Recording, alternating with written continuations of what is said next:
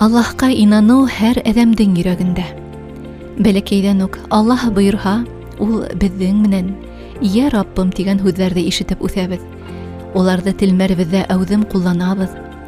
Быға башта айырым әһәмиәт бирмәһәк тә, был һүҙ бәйләнештәр Раббыбыҙ тарафынан имандың һәр беребеҙгә һалыныуын иҫбатлай. Кемдер бәләкәйҙән ошо тойғоно һиҙә, тоя, ҡеүәтләп үҫә, даими үҙ өҫтөндә эшләй. Ә кемдер иғтибарға ла алмай йәшәй бирә. Әммә берҙән бер көн баҫҡып ятҡан был тойғо уяна, һиҫкәндереп яңы кисерештәр бирә, холоҡ-ҡылыҡтары тамырынан үҙгәрә башлай, йәшәү рәүеше иманға үрелеп алып китә. Һәм шул саҡ кеше был халәттә үҙенең ныҡ бәхетле икәнен аңлай. Минең улым үҙе башлап намаҙға баҫты инде, минең улым. Йәш ваҡытта ул бәләкәй ине әле. 5-нсе, бер 10-12 йәшлек булғандыр инде.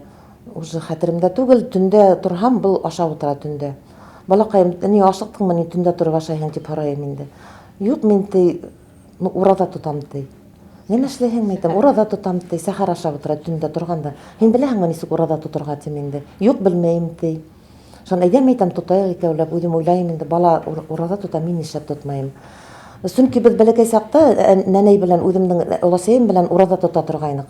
Унан мин күп ишеттем Аллаһ Тәғәлә тураһында, пәйғәмбәр тураһында, пәйғәмбәребеҙ тураһында күп миңә һөйләй торғайны оласайым. Шул кереп ҡалған. Бына шул балаларға һөйләргә кәрәк. Ул ниндәйҙер бер теге емеш зерно баланың аҡылында ҡала бары. Ул ҡайсандыр аҙаҡ үҫкәс, ул емеш үҫә, үҙенең тағын емешен бирә. Эйе. Менә шулай иттереп, улым менән бергә ураҙа тота башланыҡ барыбыҙ, ғаиләбеҙ белән инде. Йәш саҡта, ул ваҡытта советтар заманы ваҡыты ине, көлә торғайнылар минән, төрлөсә юлдан яҙҙырырға тырыша торғайнылар. Аҙаҡ улым үҙе намаҙға баҫты. Миңә иптәштәре килә, миңә шундай тойғо була торғайны. Алар нәмәләр күберәк беләләр минән. Мин улымды үҫтергәм, үҙем институт бөтөргәм. Ул күберәк белә минән. Нәмәләр белә, что мин белмәйем ул нәмәне. Шунан мин былар ылғып ҡара башланым. Шунан мин шунда аңланым. Намаҙға баҫмайынса, мин ул нәмәне аңлай алмаясаҡмын. Шунан һуң намаҙ уҡый башланыҡ инде икәүләп бына. Намаҙ ул тормош тотҡаһы, бына шуны әйтәһем килә. Тормош тотҡаһы, тормоштоң йәмен биреүсе, иманға китереүсе бер юл ул. Мосолмандың инаныуы уның донъяға Аллаһ Тәғәләгә ғибәҙәт ҡылыу өсөн генә килеүен аңлауҙа ла сағыла. Был уның төп тәғәйенләнеше. Ғибәҙәт табыныу иманлы кешенең бөтә тормошоноң мәғәнәһе. Өләсәйем, ҡарт өләсәйем, әсәйем, һәммәһе лә дин юлында инеләр. Бисмиллаһир-рахманир-рахим тип әйтмәйенсә ашарға ултыртманылар. Аларҙың нисек тәһәрәтләнеп, таҙалыҡта ғүмер иткәндәрен күреп үҫкән балабыҙ. Ҡояш байығанда өләсәйемдең намаҙ уҡығаннары. Иртәнсәк беҙ йоҡлап ятҡан саҡта өләсәйем белән икәү генә ятабыҙ, ул бер үҙе генә ураҙа тота. Балҡалаҡларын сылтырлатып ашъяулығына һалып ебәренелә, шуны зыңғырлап тауышларына, сыҡҡан тауышына уянып, өләсәй, ураҙа тотаһыңмы? Әйҙә ураҙа тотайыҡ тип тора торғайным бала сағымда. Шулай итеп үҫкән баламын. Сургут ҡалаһында ҙур матур мәҙрәсә төҙөй башланыҡ. Мәсет. Мәсетте 94-нсе йылда, 1994 йылда төҙөнөләр.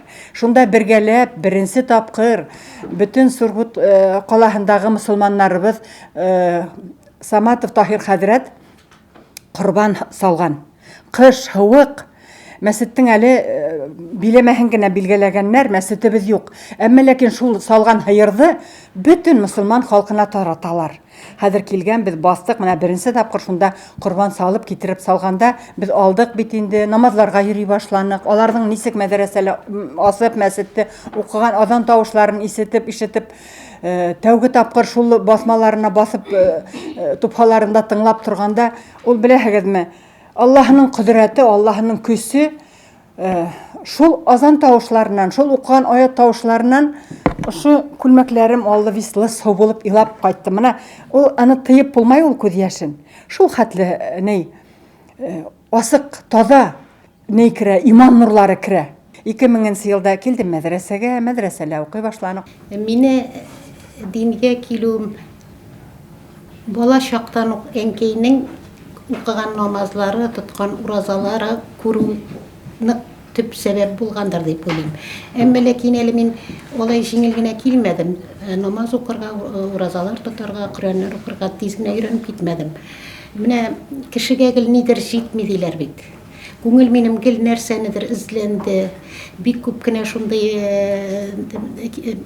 Нарбеков, аннары Наталья Правдина, аннары Синельников дигәннәрнең китапларын укыдым. Ниндидер менә психологик яктан нәрсәдер җитмәү, эзләнү, тагын шундый күп кенә китаплар укыдым. Укыйм, шуннан нәтиҗә ясыйм. Дөрес, ул китапларда да бары тик яхшы гамәлләр генә кылырга, күңелдән килеп яхшылык эшләргә, үзеңне үзең әйбәт тотарга өйрәтәләр. Мин әйтмим, ләкин ул китапларда мине канәгатьләндереп бетермәде.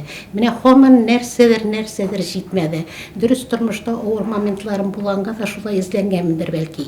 Менә шуннан мин менә шушы күңелдә бала вакыттан ук төпкелдә яткан булгандыр дип уйлыйм.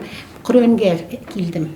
Дингә, исламга килү кешене баштан аяк үзгәртә. Күңелдә җан тынычлык була, рәхәтлек була. Менә мин үзем хәзер үземнең укучыларыма әйтәм инде. Менә намаз укымаган кешенең бер тынычлыгы юк. Коръән укымаган кешенең бер рәхәте юк. Иманды һакларга да кирәк. Курсыуның төп аскысы рәхмәтле булуда.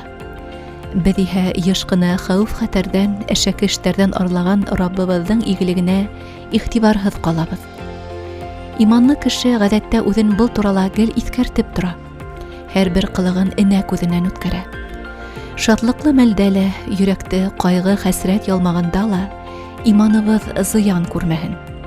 Галәмдәр патшаһы безне үзенең кулдарын гел белем дөньяһына, рухи үсешкә әйдәп кенә торган.